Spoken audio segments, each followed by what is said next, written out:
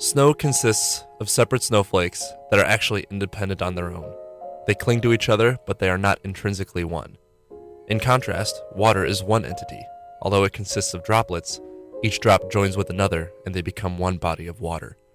The same can be said for us as human beings. Communities consist of separate people that each have their own individual identity and train of thought. They form social groups similar to water, and they join together and form a body of people. However, many people have different social groups that they interact with. This causes the forming of multiple identities that almost never intersect.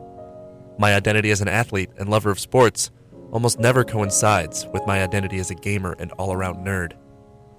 This all changed once I joined the communication major.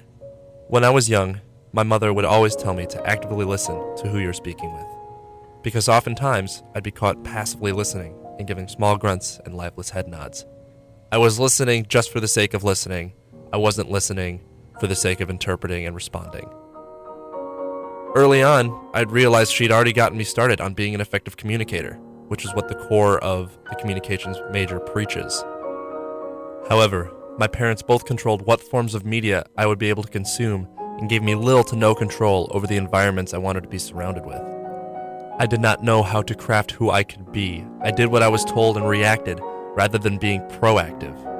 When I gained my independence in college, I was set free to explore and create.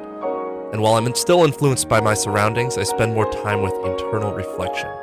I spend more effort to improve myself and cohere more fully to my ideal self, what I want to portray. And the multiple assignments that we did within the communication major gave me the freedom to do just that, to express how I was feeling in any given moment. Through the communication major at Parkside, I've been able to reflect deeply upon who I am as a human being in terms of my relationships with others, as well as my evaluation of myself by forming my own unique identity. Brother, son, student, athlete, volleyball coach, radio personality, sales associate, intern, and now graduate of the University of Wisconsin-Parkside. Those are the labels that my family and my friends know me by, but you can call me Kurtis.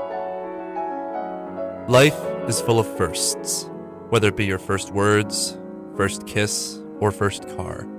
There will always be something memorable about them. My first class within the communication major was no exception. Ralph Waldo Emerson once said, "Life isn't about the destination, it's about the journey." And while my destination hasn't been set yet, the journey's just beginning. Thank you all for the memories.